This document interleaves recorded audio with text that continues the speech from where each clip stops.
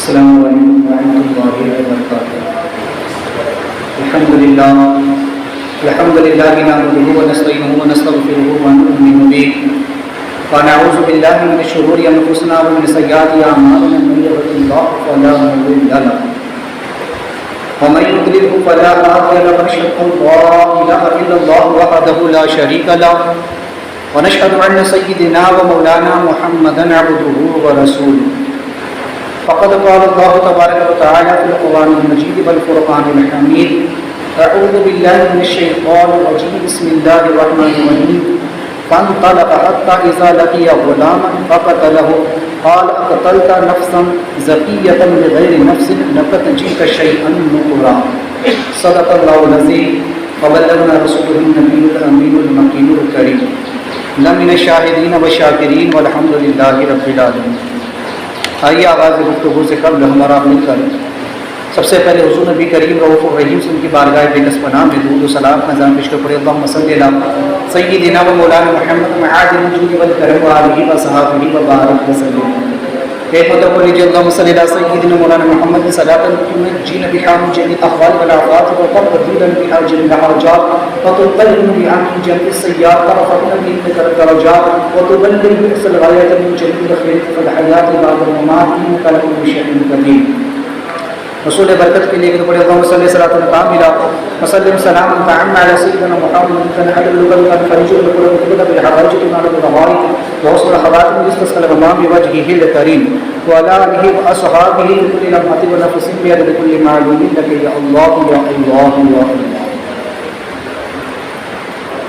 لذا عائشہ فرماتا ہے فانطلق حتى إذا لقي غلاما فقتله قال أقتلت نفسا زكية بغير نفس لقد جئت شيئا نكرا۔ اور جب اس نے یعنی خضر السلام نے اس کو قتل کر دیا یعنی ایک بچے کو قتل کیا تو حضرت موسیٰ علیہ السلام نے کہا کہ آپ نے پاکیزہ جان کو بغیر کسی گناہ کے قتل کیا ہے، لہٰذا آپ نے بڑا برا کام کیا۔ چونکہ اس سے قبل ہم نے دیکھے کہ حضرت موسیٰ اور خضر علیہ السلام دونوں ایک کشتی میں سوار ہوئے اور انہوں نے اس سمندر کو اس دریا کو پار کر کے دوسری سمتوں کو جانا تھا۔ کشتی میں جب بیٹھے تو سب سے پہلے حضرت خضر علیہ السلام اس کشتی کے تختوں کو کھیلے، وہاں پر حضرت موسیٰ علیہ السلام نے پہلی مرتبہ اعتراض کر دیا، لہٰذا حضرت خضر علیہ السلام نے کہا کہ میں نے پہلے ہی کہا تھا کہ آپ میرے کام پر صبر نہیں کر سکتے۔ انہوں نے کہا کہ یہ میری پہلی غلطی ہے، اس کو معاف کر دیا۔ لہٰذا خضر علیہ السلام نے آپ سے درگزر کیا۔ جب آپ لوگ دریا پار کر کے دوسری طرف کو پہنچے اور راستہ چلنے لگے تو دیکھا کہ کچھ دور بچے کھیل رہے ہیں، کچھ بچے تھے جو آپس میں کھیل رہے ہیں اور ایک لڑکا ان سے تھوڑی دور کے فاصلے پر کھڑا ہوا تھا اور ان کو دیکھ رہا تھا۔ بعض مفسر فرماتے کہ وہ بھی کھیل رہا تھا اور بعض فرماتے کہ وہ ایک جانب کو کھڑا ہوا تھا۔ خضر علیہ السلام سیدھا اس بچے کے قریب ہے، وہ بچہ کہ جو ایک طرف کھڑا ہوا تھا بڑا خوبصورت تھا اور بالکل بھولا بھالا سا وہ معلوم ہو رہا تھا۔ وہ بچہ کے پاس حضرت خضر علیہ السلام گئے اور اس کو آپ نے قتل کیا۔ کس طریقے سے کیا؟ بعض مفسرین کی رائے ہے کہ چونکہ وہ لڑکا بڑا حسین و جمیل اور خوبصورت تھا، حضرت خضر علیہ السلام اس کو ایک دیوار کی آڑ میں لے کر گئے اور وہاں لے جا کر کے آپ نے اس کو قتل کر دیا۔ آپ نے اپنی انگلی اس کا گلا دبایا۔ بعض فرماتے کہ اس لڑکے کا نام جیسور تھا، بعض فرماتے ہیں کہ جلسیم تھا، بعض کے نزدیک شمعون تھا، اختلاف روایت۔ تو حضرت خضر علیہ السلام نے کسی تلوار یا کسی چاقو وغیرہ کا استعمال نہیں کیا، بلکہ آپ نے بعض روایت میں ہے کہ اس کا گلا گھونٹ کر کے گلا دبا کر کے اسے قتل کر دیا۔ ایک روایت میں یہ ہے کہ آپ نے اس طرح سے اس کا گلا دبایا کہ اس کا سر اس کے دھڑ سے جدا ہو، اور ایک روایت میں ہے کہ آپ نے اس کی گردن کو اس طرح سے موڑا کہ وہ فوراً اس کے سر سے جدا ہو اور الگ ہوگی، علیحدہ ہوگی۔ اس طرح سے حضرت خضر علیہ السلام نے اس لڑکے کو قتل کر دیا۔ حدیث پاک میں بھی ہے کہ خضر و موسیٰ علیہ السلام کشتی سے نکل کر کنارے پر چل پڑے، راستے میں ایک لڑکا جو لڑکوں کے ساتھ کھیل رہا تھا، خضر علیہ السلام نے اسے پکڑا اور ایک ہی جھٹکے میں اس کا سر اس کے گھر سے جدا کر دیا۔ لہٰذا حضرت قال موسیٰ علیہ السلام نے جب اس منظر کو دیکھا، چونکہ پہلی بار دیکھا، اچانک بالکل آپ کے سامنے ایک بچے کو پکڑ کر کے اس کا قتل کر دیا گیا، تو حضرت موسیٰ علیہ السلام نے چونکہ پہلی مرتبہ ایک ایسا منظر دیکھا تو بالکل آپ پر ایک سختی کی کیفیت تاری ہوئی۔ لہٰذا آپ نے کہا اقتلت نفسا زکیۃ، آپ نے خضر علیہ السلام سے کہا کہ آپ نے بغیر کسی گناہ کے، بغیر کسی جرم کے ایک ایسی جان کو قتل کر دیا کہ جو نفس زکیہ ہے، جو گناہوں سے پاک ہے، آپ نے اسے قتل کر دیا۔ یہاں پر موسیٰ علیہ السلام نے اس بچے کے لیے لفظ زکیہ کا استعمال کیا، اور زکیہ کا معنی ہوتا ہے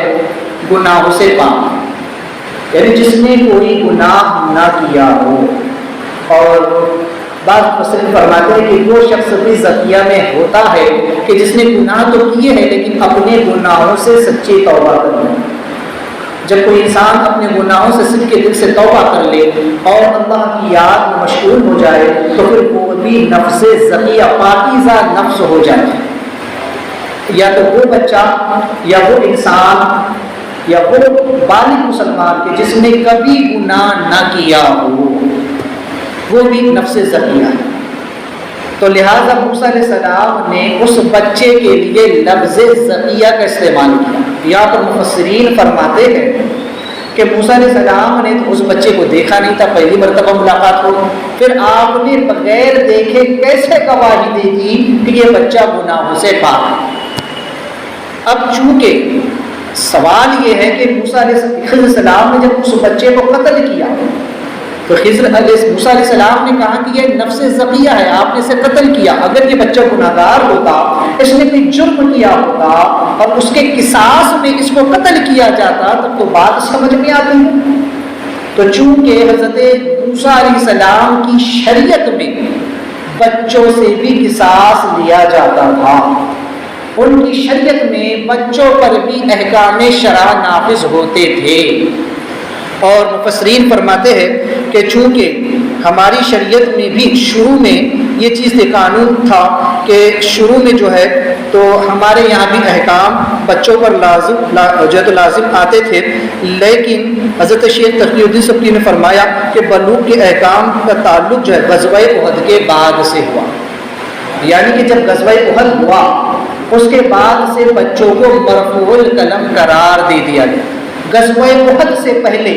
بچوں کا بھی جو ہے تو اگر وہ جرم کرتا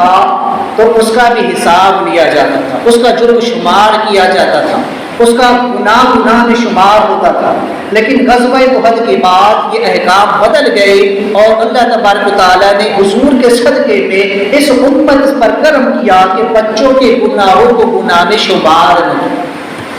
کہ اگر کوئی بچہ گناہ کر بھی لے تو اس کو گناہگار نہیں کہا جائے گا اور وہ گناہ اس کے نامہ اعمال میں نہیں لکھا جائے گا۔ لیکن اس کی معکوس سمت میں اگر دیکھے تو بچہ اگر نیکی کرتا ہے تو اس کا ثواب اس کے ماں باپ کے نامہ اعمال میں لکھا جائے گا۔ یہ کرم اللہ تعالیٰ نے فرمایا۔ اگر بچہ نیکی کرتا ہے، نماز پڑھتا ہے، اچھے کام کرتا ہے تو اس کا اجر ثواب اس بچے کے نامہ اعمال میں بھی ہوگا اور اس کے ماں باپ کے نامہ اعمال میں بھی لکھ دیا جائے گا۔ تو یہ کرم ہے مصطفیٰ جان رحمت صلی اللہ تبارک و تعالی علیہ وسلم۔ تو چونکہ موسیٰ علیہ السلام نے یہاں پر اعتراض کیا کہ وہ بچہ نفس زکیہ ہے، چونکہ موسیٰ علیہ السلام کی شریعت میں بچوں سے قصاص لیا جاتا ہے۔ اب موسیٰ علیہ السلام نے تو دیکھا نہیں تھا بظاہر، کیونکہ پہلی مرتبہ ملاقات ہو رہی، خضر علیہ السلام کے ساتھ پہلی مرتبہ یہ سفر ہو رہا ہے اور اس سفر پر اس بچے سے ملاقات ہوئی۔ اب اگر ہم پہلی مرتبہ کسی انسان سے ملتے ہیں تو ہم تھوڑی نہ جانتے کہ اس کے حالات کیا ہے، اس کے معاملات کیا ہے، یہ کیسا ہے، اس کا مزاج کیسا ہے، یہ نیک ہے، بد ہے، کیا ہے، ہم نہیں جانتے۔ ہر انسان کا معاملہ ہے کہ پہلی ملاقات میں کوئی بھی شخص کسی کے بارے میں نہیں جانتا۔ تو پھر موسیٰ علیہ السلام نے بغیر جانی اس بچے کو نفس زکیہ کیوں کہا؟ تو مفسرین فرماتے ہیں کہ آپ نے اپنے علم غیب کی بنا پر کہا، کیونکہ نبی کو غیب کا علم ہوتا ہے، تو موسیٰ علیہ السلام نے علمی فراست سے جان لیا، اپنے علم غیب کی بنا پر جان لیا کہ یہ بچہ گناہوں سے پاک ہے، اس نے کوئی گناہ نہیں کیا ہے۔ پھر تب آپ نے اعتراض کیا کہ اے خضر علیہ السلام، آپ نے اس نفس زکیہ کو، اس بچے کو کہ جس نے کوئی گناہ نہیں کیا، بغیر کسی جرم کے آپ نے قتل کر دیا۔ تو چونکہ اب خضر علیہ السلام پر جب اعتراض آپ نے کیا ہوگا، تو چونکہ علماء فرماتے ہیں کہ یہ جو اعتراض تھا یہ پہلے سے زیادہ چونکہ سخت تھا، اس لیے کہ ایک چیز یہ کہ اس بچہ جو ہے، بعض علماء فرماتے ہیں کہ وہ چڑھتی ہوئی جوانی کے قریب تھا، یعنی مکمل بالغ بھی نہ ہوا تھا، اور یہ وہ عمر ہوتی ہے کہ طبعاً ہر انسان کی طبیعت گناہ کی طرف مائل ہوتی ہے، لہذا چونکہ لیکن ابھی مکمل بالغ پھر بھی نہ ہوا تھا، لہذا حدیث پاک میں جو آیا ہے کہ ہر بچہ فطرت اسلام پر پیدا ہوتا ہے، اس کا مطلب یہ ہے کہ ہر بچے کے اندر اسلام کو قبول کرنے کی صلاحیت موجود ہوتی ہے۔ پھر اس کا ماں باپ جو ہے چاہے تو اسے مسلمان بناتے ہیں، یہودی یا نصرانی یا جس مذہب پر وہ ہوتے ہیں اسے وہ بنا دیتے ہیں۔ اب چونکہ آگے ہم سنیں گے کہ اس کا جو جواب حضرت خضر صلی اللہ علیہ وسلم نے دیا تھا وہ، تو اس اعتبار سے اگر دیکھا جائے کہ بچے کے ماں باپ تو مومن تھے، تو پھر موسیٰ علیہ السلام کا اعتراض اپنی جگہ پہ برحق تھا کہ آپ نے اس نفس زکیہ کو کیوں قتل کیا کہ مسلمان کیا ہوگا۔ تو بہرحال چونکہ آپ نے کہا کہ لقد جئت شیء نکرا، کہ اے خضر علیہ السلام آپ نے جو عمل کیا ہے وہ کسی طریقے سے شرعاً جائز نہیں ہے۔ پہلے تو آپ نے کشتی توڑ دی، ان کشتی والوں نے ہم کو تو فری میں بٹھایا، آپ نے وہ کام کیا، لہٰذا یہ کام تو اس سے بھی زیادہ خطرناک، اس سے بھی زیادہ بڑا ہے۔ بعض فرماتے ہیں کہ وہ پہلا عمل زیادہ برا تھا، کیونکہ اس میں کشتی میں جتنے لوگ سوار تھے ان سب کے ڈوب جانے کا اور ان سب کے مر جانے کا جو تو خدشہ تھا۔ اگر یہاں تو صرف ایک ہی جان گئی، لیکن وہاں اگر کشتی ڈوبتی تو کشتی میں جتنے لوگ موجود تھے وہ سب کے سب ڈوب جاتے، سب مر جاتے، تو ان سب کے قتل کا وبال ہوتا۔ لیکن بہرحال وہاں تو کشتی نہیں ڈوبی، لیکن راجے یہی ہے کہ دوسرا عمل جو ہے کہ زیادہ سخت تھا، کیونکہ وہاں جان کسی کی گئی نہیں، کشتی میں لوگ تو محفوظ رہے، لیکن یہاں پر ایک بچے کی جان چلی گئی جس نے کوئی گناہ بظاہر نہ کیا تھا۔ لہذا موسیٰ علیہ السلام نے ذرا سخت لہجے میں، یعنی تھوڑا زیادہ کرتے ہوئے آپ نے اعتراض کیا کہ آپ نے اے خضر علیہ السلام یہ کام تو بڑا برا ہے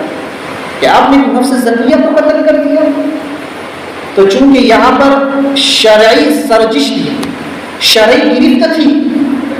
کیونکہ بظاہر وہ جو دیکھ رہے تھے موسیٰ علیہ السلام، اس اعتبار سے آپ نے شریعت کی روح سے حضرت خضر علیہ السلام پر اعتراض کیا، اور آپ کا اعتراض اپنی جگہ پر حق تھا، صحیح تھا، کیونکہ صاحب شریعت کو یہ حق ہے کہ جب وہ کوئی ایسا عمل دیکھے تو اس پر جو ہے تو سامنے والے کو ٹوکے۔ تو موسیٰ علیہ السلام نے وہی کیا، لیکن یہاں ذرا تھوڑا سا سخت لہجے میں آپ نے خضر علیہ السلام سے سوال کیا، اعتراض کیا کہ آپ نے ایک نفس زکیہ کو جو ہے تو بغیر کسی جان، بغیر کسی جرم کے آپ نے قتل کر دیا۔ تو حضرت خضر علیہ السلام نے بھی پلٹ کر کے تھوڑا سا ذرا سخت لہجے میں ان کو جواب دیا، یعنی مراد کے تاکید کے ساتھ خضر موسیٰ علیہ السلام نے تاکیداً آپ پر جو ہے اعتراض سوال کیا، اور خضر علیہ السلام نے بھی تاکید کے طور پر آپ کو جو ہے تو جواب میں فرمایا، قال الم اقل لك انك لن تستطيع معي صبرا، کہ میں نے تم سے نہ کہا تھا کہ تم میرے کام پر صبر نہیں کر سکو گے؟ میں نے تو پہلے کہہ دیا تھا کہ تم اہل شریعت ہمارے کاموں پر ہرگز صبر نہیں کر سکتے، لہٰذا جب ہمارا سفر شروع ہوا تو میں نے تو تم سے شروع میں ہی یہ بات کہہ دی تھی۔ لہٰذا موسیٰ علیہ السلام نے کہا، قال ان سألتك عن شيء بعدها فلا تصاحبني قد بلغت من لدني عذرا۔ حضرت موسیٰ علیہ السلام نے کہا کہ بہرحال میری اس غلطی سے بھی آپ جو ہے تو درگزر فرمائیں، اب آئندہ میں آپ سے اگر کسی بات پر سوال کروں، اعتراض کروں کسی کام پر، تو پھر آپ کو اختیار ہے کہ آپ مجھ سے جدائی اختیار کریں۔ بس یہ ایک بار میری غلطی معاف کر دیجئے۔ اب اگر اگلی بار میں کوئی سوال کروں، آپ پر اعتراض کروں، آپ کے کسی کام میں خلل ڈالوں، تو اسی وقت آپ مجھ سے جدا ہو جائیے گا۔ پھر آپ پر کوئی الزام نہیں ہوگا کہ آپ نے وعدہ خلاف کیا، کیونکہ وعدہ ہوا تھا ایک دوسرے کو ساتھ رکھنے کا۔ خضر علیہ السلام نے وعدہ کیا تھا کہ ٹھیک ہے تم میرے ساتھ رہو، میں تم تم نے سکھاؤں گا۔ تو چونکہ یہ وعدہ تھا خضر علیہ السلام، اب موسیٰ علیہ السلام نے کہا کہ جو وعدہ آپ نے مجھ سے کیا ہے علم سکھانے کا، علم سکھانے کا، اب اگر میں اعتراض کروں، سوال کروں، تو پھر آپ مجھ سے جدا ہو سکتے ہیں، آپ کی طرف سے وعدہ پورا ہو جائے گا، آپ پر کوئی الزام نہیں، کوئی اعتراض نہیں ہوگا کہ آپ نے وعدہ خلاف کیا، کیونکہ وہ وعدہ میری طرف سے جو ہے تو پورا نہیں ہو سکے گا، کیونکہ میں نے سوال کر دیا۔ لہٰذا اب آپ کو اختیار ہوگا، میں خود آپ کو اختیار دیتا ہوں کہ آئندہ اگر میں سوال کروں تو آپ مجھ سے جدا ہو جائیں، آپ کا وعدہ بھی نہیں ٹوٹے گا اور آپ کو مجھ سے جدائی بھی مل جائے گی۔ تو لہٰذا حضرت موسیٰ علیہ السلام نے یہ بات کی، چونکہ 3 مرتبہ آپ نے اعتراض کیا، یہ پہلا جب کشتی اکھیڑی گئی، دوسرا جب کہ آپ نے بچے کو قتل کیا، اور تیسرا بھی آگے آنے والا ہے۔ تو لہٰذا حضرت موسیٰ علیہ السلام نے تیسری بار صرف معذرت نہیں بلکہ توبہ فرمائی، اس لیے کہ ہر توبہ معذرت ہے لیکن ہر معذرت توبہ نہیں ہے۔ لہٰذا حدیث پاک میں کیا کریم علیہ السلام نے فرمایا کہ اللہ تعالیٰ موسیٰ علیہ السلام پر رحم فرمائے کہ احیا کے پیش نظر، حیا کے پیش نظر یعنی کہ شریعت کے پیش نظر جو ہے تو آپ نے ایسا اعتراض فرمایا، ورنہ اگر آپ صبر کرتے تو اس سے بھی بڑے بڑے عجائبات کا آپ مشاہدہ فرماتے۔ ابھی تو یہ چھوٹی چھوٹی باتیں تھیں جس پر آپ سے صبر نہ ہو سکا شریعت کے پیش نظر، کیونکہ آپ شریعت کے اس وقت بہت پابند تھے اور آپ صاحب شریعت جدیدہ نبی تھے، اور چونکہ آپ پر جلال کا غلبہ طاری تھا، آپ اگر کوئی عمل خلاف شرع ہوتے ہوئے دیکھتے تو فوراً اس کی سرزش فرماتے۔ اگر آپ خضر السلام کے ساتھ صبر کر لیتے تو اس سے بھی بڑے بڑے عجائبات کا آپ مشاہدہ فرماتے۔ لہذا خصائص الکبریٰ میں ہے کہ ہمارے نبی کریم صلی اللہ تبارک و تعالیٰ علیہ وسلم کو اللہ تبارک و تعالیٰ نے شریعت، طریقت، حقیقت اور معرفت کا جامع کمالات بنایا ہے۔ چونکہ پچھلے انبیاء علیہ السلام صرف کوئی نبی شریعت کا جو تو ظاہر شریعت کا پابند ہوتا تو کوئی صرف طریقت کا ہوتا، لیکن یہ حضور کی شان ہے کہ اللہ تعالیٰ نے شریعت اور طریقت، حقیقت و معرفت سب کچھ حضور کے اندر جمع فرمایا، لیکن حضور علیہ السلام پھر بھی شریعت کے ظاہر پر ہی اکثر عمل فرمایا کرتے تھے۔ حضور کو باطن کا بھی علم ہوتا، لیکن باوجود اس کے حضور شریعت کے ظاہر پر عمل فرمایا کرتے تھے۔ اس کی ایک مثال میں آپ کو دوں کہ سرکار صلی اللہ علیہ وسلم کی بارگاہ میں ایک مرتبہ کچھ لوگ آئے اور انہوں نے کہا کہ یا رسول اللہ ہم مسلمان ہونا چاہتے، یہ پہلے سے مسلمان تھے، اور آ کر انہوں نے کہا کہ ہم چاہتے کہ ہماری بستی کے لوگ بھی مسلمان ہو جائیں، تو ہم چاہتے ہیں کہ آپ اپنے ساتھ چند صحابہ کو بھیج دیجیے تاکہ وہ ہمارے ساتھ وہاں آ کر کے ہم کو دین کی تعلیم دیں، ہم کو قرآن کی تعلیم دیں۔ حضور علیہ السلام نے ان لوگوں کے ساتھ چند صحابہ کو روانہ فرمایا، ان لوگوں نے راستے میں دگا اور ان تمام صحابہ کو انہوں نے قتل کر دیا۔ لہٰذا آپ علیہ السلام تک کے بعد پہنچی سرکار اسلام انا للہ و انا الیہ راجعون فرمایا۔ اب سوال یہ ہے کہ حضور کو کیا خبر نہ تھی کہ یہ لوگ جھوٹ بول کر کے صحابہ کو لے جا رہے ہیں اور یہ قتل کر دیں گے؟ بے شک حضور جانتے تھے، حضور کو پتا تھا کہ یہ لوگ جھوٹ بول کر لے جا رہے ہیں، لیکن یہاں پر دو باتیں تھیں، ایک تو آپ علیہ السلام باطن کو بھی دیکھ رہے تھے اور دوسرا شریعت کے ظاہر کو بھی دیکھ رہے تھے، اس لیے کہ شریعت کا ظاہر یہ تھا کہ وہ لوگ اپنے آپ کو مسلمان ظاہر کر رہے تھے، اور انہوں نے یہ عرضی لگائی تھی کہ ہم لوگ چاہتے ہیں کہ ہمارے یہاں آپ چند صحابہ کو بھیج دیں تاکہ وہ ہمیں دین کی تعلیم دے، ہمیں شریعت کی تعلیم دے، ہمیں قرآن کی تعلیم دے۔ اگر حضور انہیں نہ بھیجتے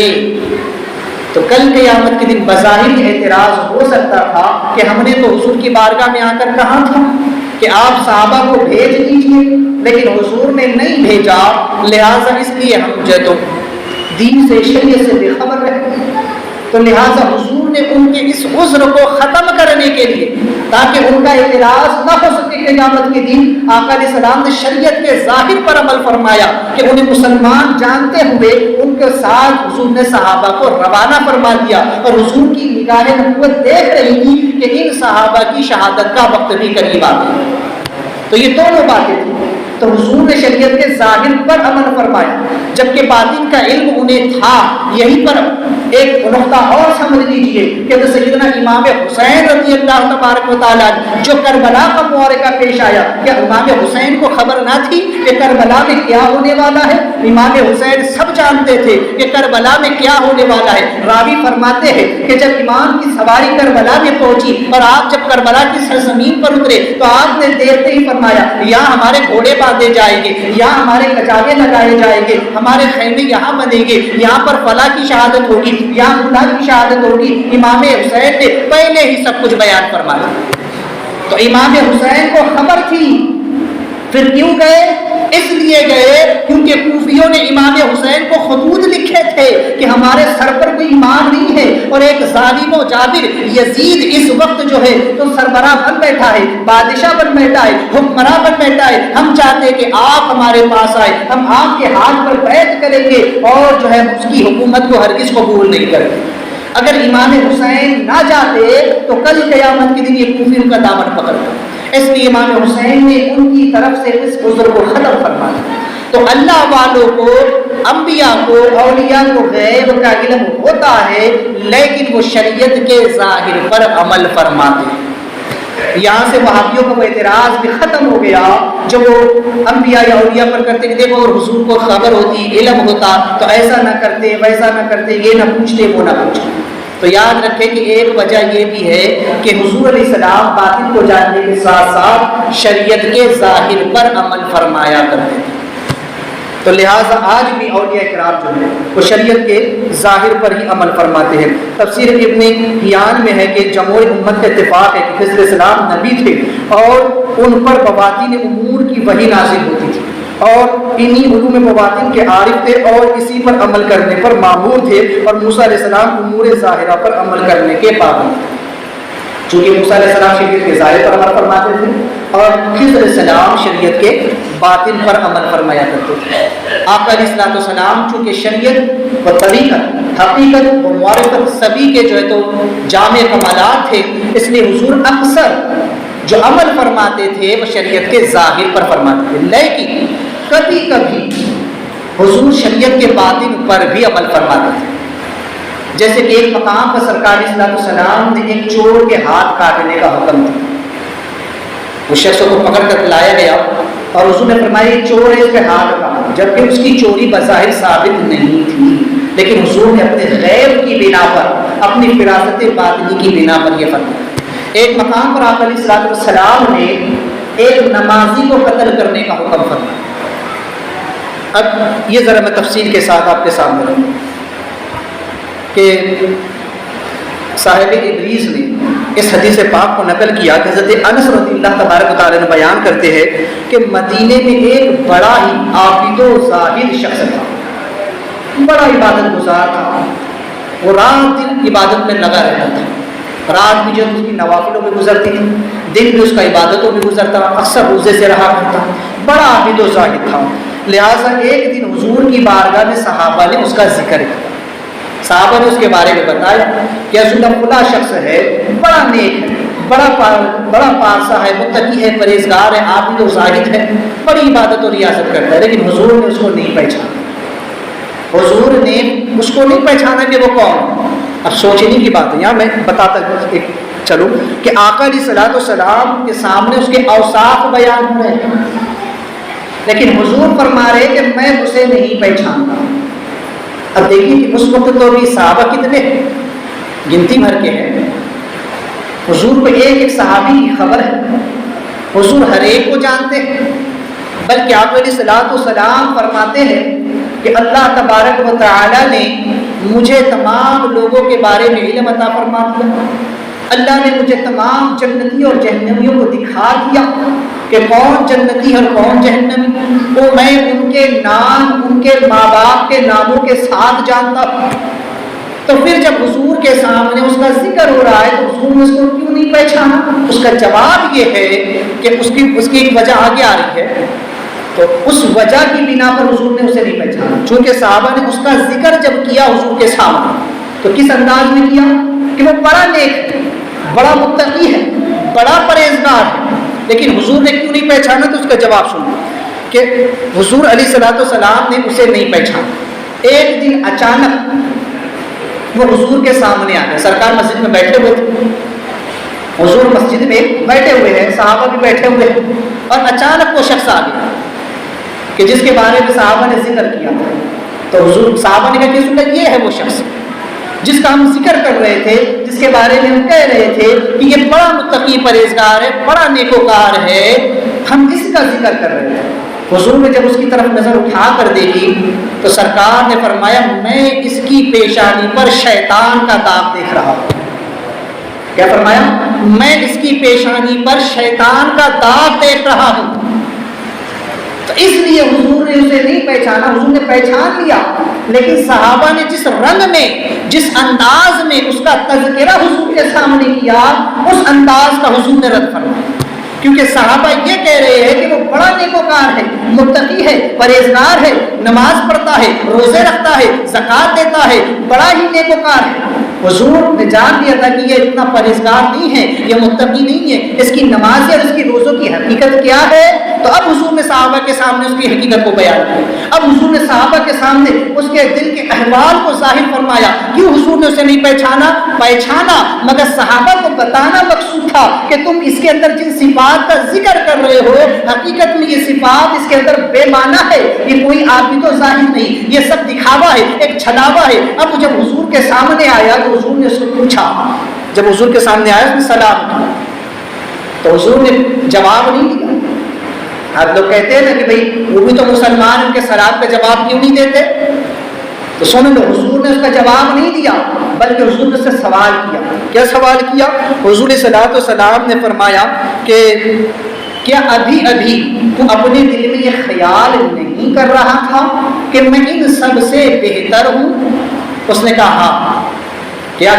حضور نے سوال کیا کہ تیرے دل میں، اب حضور اس کے دل کی خبر بتا رہے ہیں، وہ دل میں کیا سوچ رہا ہے، اس کے دل میں کیا چل رہا ہے، حضور وہ خبر دے رہے ہیں۔ تو کیا حضور اسے نہیں جانتے؟ حضور اس کے دل کی خبر کو بھی جانتے ہیں، حضور اس کے احوال کو جانتے ہیں، اس کے معاملات کو جانتے ہیں۔ اس لیے حضور نے اب اس کے باطن کو صحابہ کے سامنے ظاہر کیا، اس کے دل میں جو کفر چھپا ہوا تھا، جو نفاق اس کے دل میں تھا، جو ریاکاری اور دکھاوا اس کے دل میں تھا، حضور نے تمام صحابہ کے سامنے ظاہر کیا۔ تم اسے نیک کہہ رہے ہو، اسے متقی سمجھ رہے ہو، اسے پرہیزگار سمجھ رہے ہو، اب اس کے دل میں کیا ہے ذرا جھانک کر کے دیکھو۔ حضور نے پوچھا کہ ابھی تیرے دل میں خیال نہیں آیا کہ میں ان سب سے بہتر ہوں؟ یعنی حتیٰ کہ حضور وہاں بیٹھے ہوئے اس مجلس میں اور صحابہ بھی بیٹھے ہوئے، حضور اس مجلس کا ذکر کر رہے کہ ہم سب سے تمہیں خیال نہیں کیا کہ تو بہتر ہے، کہ ہم تو یہاں بیٹھے ہوئے اور تو جا کر کے نماز پڑھ رہا ہے۔ دیکھو اس زمانے میں بھی ایسے لوگ تھے، وہ یہ سمجھ رہا تھا کہ میں نماز پڑھنے جا رہا ہوں، صحابہ بیکار کے بیٹھے ہیں، حضور بھی بیٹھے، یہ نماز نہیں پڑھ رہے، یہ نبی ہے، یہ صحابہ یہ نماز نہیں پڑھ رہے، میں دیکھو نماز پڑھنے جا رہا ہوں، میں نماز پڑھ رہا ہوں۔ تو اپنے آپ کو اس نے بہتر جانا، اچھا جانا نبی سے، ان صحابہ سے، ان اجندہ صحابہ کرام سے، جبکہ وہاں کوئی معمولی صحابہ نہیں بیٹھے ہوئے تھے۔ حضرت سیدنا ابوبکر صدیق ہے، عمر فاروق ہے، عثمان غنی ہے، مولا علی ہے، حضرت زبیر بن طلحہ ہے، حضرت ابو ہریرہ ہے، وہ صحابہ جن کو حضور نے دنیا میں جنتی ہونے کی بشارت دی، وہ صحابہ وہاں موجود ہیں، اور وہ اپنے آپ کو ان سے بہتر سمجھ رہا ہے، اپنے آپ کو نبی سے بہتر سمجھ رہا ہے کہ میں ان سب سے بہتر ہوں۔ حدیث پاک میں آپ کے سامنے بیان کر رہا ہوں۔ آج کل کے وہابیوں کا بھی یہی عقیدہ ہے کہ امتی عمل میں نبی سے معاذ اللہ بڑھ سکتا ہے۔ ان کے مولوی قاسم نانوتوی نے اپنی کتاب تہذیب الناس میں لکھا کہ بعض اوقات بظاہر امتی عمل میں نبی سے بڑھ جاتا ہے، معاذ اللہ۔ دیکھ رہے ہیں وہ اس منافق کا بھی عقیدہ تھا کہ میں نبی سے بہتر ہوں، میں صحابہ سے بہتر ہوں، کہ میں نماز پڑھنے جا رہا ہوں میرے بیٹھے ہوئے ہیں. اور یہ وہابیوں کا بھی عقیدہ ہے کہ ہم نبی سے زیادہ عبادت کرنے والے. دیکھو نبی کی عمر کتنی ہوئی؟ 60 سال. ہمارے 70 سال 80 سال 100 سال تک کی جی جاتے ہیں. اور اتنی نمازیں اگر ہم دیکھ لیں تو ظاہر سی بات ہے نا کہ نبی سے زیادہ نمازیں پڑھی معاذ یہ اس کی تعبیر کرتے ہیں بے جاتا ہے. تو یہ ایسے کفری عقیدے ان کے بھی. تو آقا علیہ السلام نے اس کے باطن کو ظاہر فرمایا کہ دیکھو اس کے دل میں کیا ہے. آج کل انہوں کے بھی دل میں بغض بھرا ہوا ہے.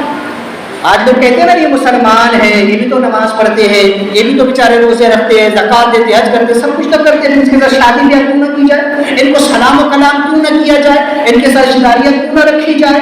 تو سن لو ان کے دلوں میں بھی یہی ہے. ان کی کتابوں میں لکھا ہوا ہے کہ نبی معاذ اللہ چماعت رضی ذرہ ناچیز سے کمتر ہے. نبی کا علم، نبی سے زیادہ علم تو بیل گائے گدھے کو ہے معاذ اللہ رب العالمین. تو غرض کہ یہ ان کے باطل عقیدے ہیں. تو حضور نے اس کے دل کے بات کو، اس کے باطل عقیدے کو سب کے سامنے ظاہر فرمایا. اب جب اس نے کہا کہ ہاں میرے دل میں یہی بات ہے کہ میں تم سب سے بہتر ہوں، یہ کہہ کر کے وہ مسجد میں چلا گیا نماز پڑھنے کے لیے. تو آقا علیہ السلام نے فرمایا کون ہے جو اس کو قتل کرے. اب دیکھیے نبی حضور علیہ السلام جو امت کے غمخوار ہے، جو امت پر بڑے مشفق و مہربان ہے، وہ نبی کہہ رہے ہیں کہ کون ہے جو اس کو قتل کرے. کس کو؟ ایک نماز پڑھے. وہ نماز پڑھ رہا ہے، مسجد میں گیا ہے نماز پڑھنے کے لیے. حضور فرما رہے کون ہے جو اس کو قتل کرے. آج اگر ان کا رد کرتے ہیں تو لوگوں کو کھجلی مچتی ہے، ارے وہ بھی تو مسلمانوں کو برا بھلا کیوں کہہ رہے. ارے نبی نے تو قتل کرنے کا حکم دیا. نبی نے تو کہا کون ہے جو قتل کرے. صدیق اکبر کھڑے ہوئے رسول اللہ میں قتل کروں. حضرت ابوبکر صدیق رضی اللہ عنہ تلوار لے کر مسجد میں گئے، دیکھا تو نماز پڑھ رہا ہے، قیام کی حالت میں ہے. آپ کی غیرت نے گوارا نہ کیا کہ نماز کی حالت میں سے قتل کرو. آپ واپس آ کہا کہ رسول اللہ وہ نماز پڑھ رہا ہے حالت قیام میں. اب دیکھو صدیق اکبر نے بتا دیا، اس کے باوجود بھی حضور کہہ رہے ہیں کون ہے جو اس کو قتل کرے، کون ہے جو اس کو قتل کرے. حضرت سیدنا عمر فاروق کھڑے. یہ تو وہ ہے کہ جو غیظ المنافقین ہیں، منافقوں پر بڑی سختی کرنے والے. ایک منافق نے نبی کا فیصلہ نہیں مانا اور اس کی گردن اڑا دی. لیکن آج جب نبی کہہ رہے کون ہے قتل کرے، کھڑے تو ہوئے کہ رسول اللہ میں قتل کروں گا. لیکن جب گئے تو دیکھا سجدے کی حالت میں، واپس آ گئے کہ رسول اللہ وہ سجدے کی حالت میں. پھر حضور نے فرمایا کون ہے جو اس کو قتل کرے. حضرت مولا علی رضی اللہ تعالیٰ عنہ کھڑے. حضور نے کہا کہ ہاں تم ضرور اسے قتل کر دو گے اگر پالو. جب حضرت مولا علی سے قتل کرنے کے لیے مسجد میں گئے تو دیکھا کہ وہ نماز پڑھ کے جا چکا تھا. حضور علیہ السلام نے فرمایا کہ واللہ جان لو اگر آج اس شخص کو قتل کر دیا جاتا تو یہ میری امت کا پہلا اور آخری شخص ہوتا جو میری امت کا فتنہ ہی ختم ہو جاتا. پھر میری امت میں کبھی دو شخص بھی آپس میں جھگڑا نہیں کرتے. لیکن یاد رکھنا اس کی نسل سے ایسی اولاد نکلے گی جو دین میں خرابی پیدا کرے گی، جو دین کے اندر بگاڑ پیدا کرے گی. آقا علیہ السلام ایک روایت میں فرماتے ہیں کہ یہ ایسے لوگ ہوں گے کہ قرآن تو پڑھیں گے لیکن ان کے حلق سے نیچے نہیں. ان کے سامنے اگر تم ان کو دیکھو گے تو اپنی عبادت کو ہیچ سمجھو گے کہ یہ تو ہم سے زیادہ عبادت کرنے والے ہیں، ہم سے زیادہ جو تہجد پڑھنے والے، نمازیں پڑھنے والے، روزہ رکھنے والے، زکوٰۃ دینے والے، دین کی تبلیغ کرنے والے. لیکن سن لو یہ اسلام سے ایسے نکل جائیں گے جیسے آٹے سے بال نکل جائیں گے. یہ حضور علیہ السلام کی نشانیاں بیان کرتا ہے. دیکھ لو آج انہیں گھمنڈ ہے کہ ہم تو نمازی ہیں، ہم تو دین کا کام کرتے، یہ کرتے وہ کرتے. سننی کیا ہے، تو بھی نمازی ہے تو ایسے ہے کہ تو ویسے. تو ان کو اپنی عبادات پر غرور اور گھمنڈ ہے. تو آقا علیہ السلام نے ایسے شخص کے قتل کرنے کا حکم دیا جو بظاہر مسلمان معلوم ہو رہا تھا، جو بظاہر نماز پڑھ رہا ہے، لیکن آقا علیہ السلام اس کے باطن کو دیکھ رہے ہیں، اس کے دل میں چھپے ہوئے نفاق اور کفر کو دیکھ رہے ہیں. حضور نے فرمایا کہ اسے قتل کرو. تو لہٰذا آقا علیہ السلام نے کبھی باطن پر عمل کیا، لیکن اکثر حضور شریعت کے ظاہر پر عمل فرماتے ہیں. اور صاحب تفسیر بیان فرماتے ہیں کہ جو لوگ اچانک مر جاتے ہیں، انتقال ہو جاتا ہے جن کا اچانک، ان کو خضر علیہ السلام جو ہے تو قتل کر دیں. ان کو خضر علیہ السلام قتل کر دیں چونکہ وہ کسی کو دکھائی بھی نہیں پڑتا. بعض اوقات ہوتا ہے کہ انسان کو لگتا ہے اچانک موت ہو گئی، کوئی بیماری نہیں، کچھ بھی نہیں، بس اچانک موت ہو. فرماتے ہیں کہ ایسی موت کا ذکر خضر علیہ السلام چونکہ امور باطن کی طرف معمور ہے، اس لیے وہ کبھی کبھی ان کاموں کو انجام دے دیا کرتے ہیں۔ لہذا چونکہ خضر علیہ السلام جو ہے تو اگرچہ نبی ہے، لیکن انہیں کیا حق ہے کہ وہ ہمارے آقا صلی اللہ علیہ وسلم کی شریعت میں ان احکام کا اجرا کریں؟ تو اس کا جواب یہی ہے کہ وہ ہمارے حضور کی نیابت کرتے ہیں، حضور کے نائب کی حیثیت سے حضور کی شریعت میں جو ہے تو مسائل کا اجرا کرتے ہیں، معاملات کو جو ہے تو وہ سر انجام دیتے رہتے ہیں۔ جیسے کہتے ہیں عیسیٰ علیہ السلام جب وہ تشریف لائیں گے تو نبی تو رہیں گے لیکن بحیثیت نبی نہیں آئیں گے، بلکہ حضور کے امتی ہونے کی حیثیت سے تشریف لائیں گے، اور وہ جو بھی کریں گے حضور کے نائب ہونے کی حیثیت سے کریں گے، اور کسی شریعت پر عمل کریں گے۔ ہمارے آقا کریم صلی اللہ علیہ وسلم کی شریعت کے مطابق نماز بھی ادا کریں گے اور شریعت کے مطابق تمام اعمال و افعال کو انجام بھی دیں گے۔ تو لہٰذا حضور نبی کریم صلی اللہ تبارک و تعالی علیہ وسلم کے بعد میں فرمایا کہ خضر علیہ السلام اور عیسیٰ علیہ السلام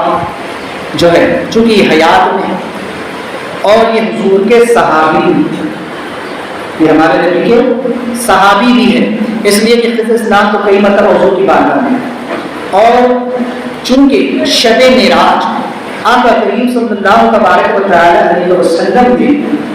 مسجد اقصی میں جو نماز ادا فرمائی تھی تو تمام انبیاء و مرسلین وہاں جمع تھے۔ حضرت آدم نبی علیہ السلام سے لے کر عیسیٰ اللہ نبی علیہ السلام تک تمام انبیاء و مرسلین نے حضور کی اقتداء میں نماز ادا فرمائی۔ تو چونکہ چار نبی جو زندہ ہے وہ چاروں بھی اس وقت اس مجلس میں اس نماز میں موجود تھے، اور حضور کو انہوں نے اپنی حیات میں حضور کو ان کی حیات میں دیکھا، اس لیے وہ حضور کے صحابی ہوئے،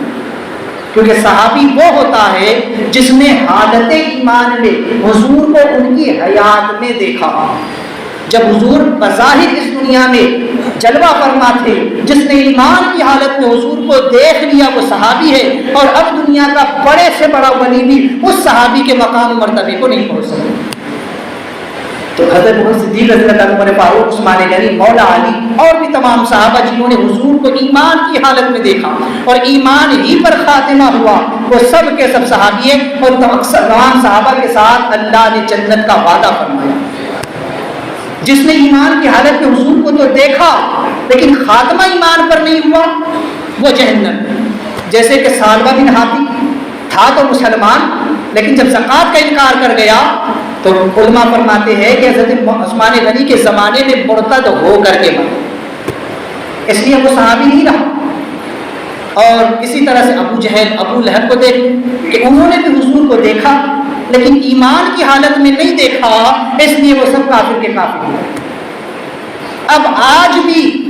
جو اہل ایمان حضور کو دیکھتے ہیں خواب میں ہی صحیح یا حالت بیداری میں بھی صحیح، جیسے کہ اعلیٰ حضرت فاضل بریلوی نے، امام اہل سنت نے حضور نبی کریم صلی اللہ علیہ وسلم کو عین حالت بیداری میں دیکھا کہ جب حضور کے مزار پر حضور کے روضے پر حاضر ہوئے اور جب آپ نے عرضی لگائی تو امام اہل سنت پر اللہ کے رسول صلی اللہ علیہ وسلم نے وہ کرم فرمایا کہ اپنی قبر انور سے باہر تشریف لے کر گیا، اور حضور نے عین حالت بیداری میں امام اہل سنت کو اپنے دیدار سے مشرف فرمایا۔ لیکن اس کے باوجود بھی امام اہل سنت اعلیٰ حضرت صحابی نہیں، کیوں؟ کیونکہ حضور اس وقت اپنی ظاہری حیات میں نہیں، تو حضور جب تک بظاہر حیات میں تھے، نبی تو آج بھی زندہ، یہ عقیدے کی بات سمجھ لیں، حضور آج بھی زندہ ہے لیکن یہ جو شرعی احکام ہے وہ ظاہری حیات پر ہے کہ جب تک بظاہر حیات میں تھے اور اب حضور پردہ فرما کر قبر انور میں آرام فرما، تو اس زندگی میں جس نے دیکھا وہ صحابی ہے۔ اب اگر آج کوئی بیداری میں بھی دیکھ لے یا خواب میں بھی دیکھ لے تو وہ صحابی نہیں ہو سکتا، اور اس صحابی کے مقام اور مرتبے کو نہیں پہنچ سکتا جس نے عین حضور کی حیات میں حالت ایمان میں حضور کو دیکھا۔ تو چونکہ ان چاروں نبیوں نے حضور علیہ السلام کو ان کی حیات میں دیکھا، کیونکہ یہ نبی آج بھی زندہ ہے، حضرت خضر علیہ السلام اور الیاس علیہ السلام، یہ دونوں زمین پر ہیں، اور ہر سال حج بھی کرتے ہیں، تو یہ دونوں زمین پر ہیں، اور عیسیٰ علیہ السلام اور ادریس علیہ السلام چونکہ یہ دونوں جو ہے تو آسمانوں پر ہیں، اور چونکہ عیسیٰ علیہ السلام تو قیامت سے پہلے نزول فرمائے، تو چونکہ یہ حیات میں ہیں تو ان چاروں نے حضور کو دیکھا ہے اور یہ آج بھی زندہ ہے، اور اپنی عین حیات میں اور حضور کی حیات میں حضور کے پیچھے نماز پڑھی ہے، اس لیے یہ بھی حضور کے صحابی ہیں۔ تو لہٰذا اس اعتبار سے حضرت عیسیٰ علیہ السلام جو تشریف لائیں گے تو وہ ہمارے نبی علیہ السلام کے صحابی بھی ہوں گے، اور نبی تو ہوں گے ہی لیکن نبوت کی حیثیت سے تشریف نہیں لائیں گے، بلکہ حضور کے صحابی اور حضور علیہ السلام کے نائب ہونے کی حیثیت سے آپ کے شریعت کا اجرا فرمائیں۔ تو لہٰذا چونکہ موسیٰ علیہ السلام نے یہاں پر جب بظاہر دوسرا اعتراض کر دیا تو حضرت خضر علیہ السلام نے کہا کہ میں نے تو پہلے ہی کہا تھا کہ آپ میرے باطنی امور پر صبر نہیں کر سکتے، آپ سے صبر نہیں ہو پائے، آپ شریعت والے، آپ کی نظر شریعت پر گہری، آپ پر اس وقت شریعت کا غلبہ ہے، لہٰذا میرے باطنی امور ایسے ہے کہ میں اسے ابھی ظاہر نہیں کر سکتا۔ جیسے آپ پر فرض ہے کہ آپ اپنی شریعت کو ظاہر کریں، اگر آپ شریعت کو ظاہر نہ کریں گے تو آپ مجرم ہو جائیں، ایسے ہی اگر میں اپنی باطن کو ظاہر کر دوں گا تو میں خود مجرم ہو جاؤں گا، کیونکہ رب نے مجھ کو جو حکم دیا ہے میں اس پر عمل کر رہا ہوں، اور جو حکم آپ کو ملا ہے آپ اس پر عمل فرما رہے ہیں۔ لہٰذا میں نے پہلے ہی کہا تھا کہ آپ میرے امور پر صبر نہیں کر سکتے۔ تو تب حضرت موسیٰ علیہ السلام نے بس ایک آخری گزارش کی کہ ٹھیک ہے، بس ایک آخری اب مجھ کو چانس دے دیا جائے، اب کی بار اگر میں اعتراض کر دوں تو پھر آپ مجھ سے جدا ہو جانا، پھر آپ پر کوئی اعتراض نہیں رہے گا کہ آپ نے اپنے طرف سے وعدہ کرنا ہے، آپ کا وعدہ پورا ہو جائے گا کہ آپ تو مجھے سکھانا چاہتے ہیں لیکن میری طرف سے وعدہ پورا نہیں ہو سکے گا، کیونکہ میں جو ہے تو شریعت کا اجرا کرتا ہوں، میں اعتراض کر رہا ہوں۔ تو لہٰذا حضرت خضر علیہ السلام نے ان کی اس بات کو بھی، اس سوال اعتراض کو بھی نظر انداز کیا، اور پھر وہ لوگ آگے بڑھے۔ اب آگے کون سا واقعہ پیش آیا انشاءاللہ تبارک و تعالیٰ اسے آئندہ ہفتے سماعت فرمائیں۔ لہٰذا مسائل جو شروع تھے نماز کے، آج بھی 3 مسئلے سماعت کریں۔ افضل یہ ہے کہ جس جگہ فرض نماز پڑھی ہو وہیں پر سنتیں نہ پڑھے، بلکہ دائیں بائیں ہٹ کر کے سنتیں ادا کریں، یعنی کہ جس جگہ پر کھڑے ہو کر ہم نے فرض نماز پڑھی، افضل یہ ہے کہ اب اس جگہ پر سنت نہ پڑھے بلکہ وہاں سے ہٹ جائے اور دوسری جگہ پر سنت ادا کرے۔ اس کی وجہ علماء بیان فرماتے ہیں کہ جتنی جگہوں پر آپ نماز پڑھیں گے وہ زمین کل قیامت کے دن آپ کے لیے گواہ ہے، جس جگہ پر آپ سجدہ کرو گے کل قیامت کے دن وہ زمین گواہی دے گی کہ مولا اس بندے نے مجھ پر سجدہ کیا، تو لہٰذا اس جگہ پر سنت نہ پڑھے۔ دوسرا یہ کہ نماز کے بعد دعا مانگنا سنت ہے، میں نے کہا تھا اس سے پہلے بعض لوگوں کو وظائف کی فکر ہوتی ہے، جبکہ یہ سنت ہے، فرض نماز کے بعد دعا مانگنا سنت ہے، اگرچہ کوئی شخص تنہا بھی نماز پڑھ رہا ہو، جماعت سے نہ بھی پڑھ رہا ہو، اگر اس نے فرض پڑھی ہے تو فرض کے بعد وہ چند آیتیں ہی صحیح دعا کی ضرور پڑھ لے، اس لیے یہ سنت ہے۔ وظائف پر زیادہ توجہ نہ دے، اس لیے کہ وظیفہ تو وظیفہ ہے، نفل ہے، لیکن یہ سنت ہے، سنت کا زیادہ ثواب ہے، سنت پہلے ہے نفل بعد میں ہے۔ لہٰذا بعض لوگ تو وہ ہوتے ہیں کہ بس سلام پھیرے کے مسجد سے باہر، ادھر امام نے سلام پھیرا کہ ادھر یہ سیدھا باہر دوڑ لگاتے ہیں۔ کئی نمازوں میں ہوتا ہے، کبھی فجر میں ہوتا ہے، جمعہ میں ہوتا ہے، اور نمازوں میں ہوتا ہے، لوگوں کو بھاگنے کی فکر ہے، دعا میں کتنا ٹائم لگتا ہے، بمشکل 1 منٹ بھی نہیں لگتا ہو، بمشکل 1 منٹ بھی نہیں لگتا ہو، اور لوگوں کو دعا بھی کرنے کی فرصت نہیں، پھر کہتے ہیں کہ ہماری دعائیں قبول نہیں ہوتی، بارش نہیں ہو رہی ہے تو دعا کرو، یہ کرو، جب دعا ہوتی ہے تو رکنے کا نام نہیں لیتے، بھاگنے کی فکر ہوتی ہے کہ بس امام سلام میرے اور مسجد کے بعد ہے، تو سنت کو تو ہم چھوڑ رہے ہیں،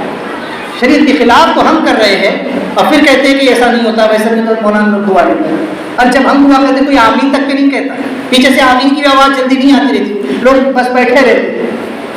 تو دعا سنت ہے اور آمین دعا کے قائم مقام ہے، اس لیے آمین کہنا بھی سنت ہے۔ لہٰذا فرض نماز کے بعد ہاتھ اٹھا کر دعا کرنا سنت ہے، اور دعا کے بعد چہرے پر ہاتھ پھیرنا یہ بھی سنت ہے۔ یہ بھی آپ علیہ السلام کی سنت ہے۔ اور تیسرا مسئلہ کہ ہاتھ اٹھا کر دعا مانگتے وقت ہاتھوں کے درمیان تھوڑا فاصلہ ہونا چاہیے، یہ بھی سنت ہے۔ دعا مانگنے کے 3 طریقے ہیں۔ پہلا طریقہ یہ ہے کہ ہاتھوں کو بالکل سینہ کے سامنے رکھا جائے، دوسرا طریقہ یہ ہے کہ چہرے کے سامنے رکھا جائے، اور تیسرا سر سے اوپر ہاتھ رکھ کر کے دعا مانگی جائے۔ یہ تینوں طریقے صحیح ہیں اور سنت سے ثابت ہیں، لیکن یہ ہے کہ ہاتھ کو تھوڑا چھوٹا رکھا جائے اور پھر دعا مانگی جائے، لہٰذا یہ صحیح طریقہ ہے۔ اللہ تبارک و تعالیٰ ہم تمام کو عمل کرنے کی توفیق عطا فرمائے۔ دوران گفتگو کی غلطی ہو توبہ کرتا ہوں، استغفر اللہ ربی من کل ذنب و اتوب الیہ، لا الہ الا اللہ محمد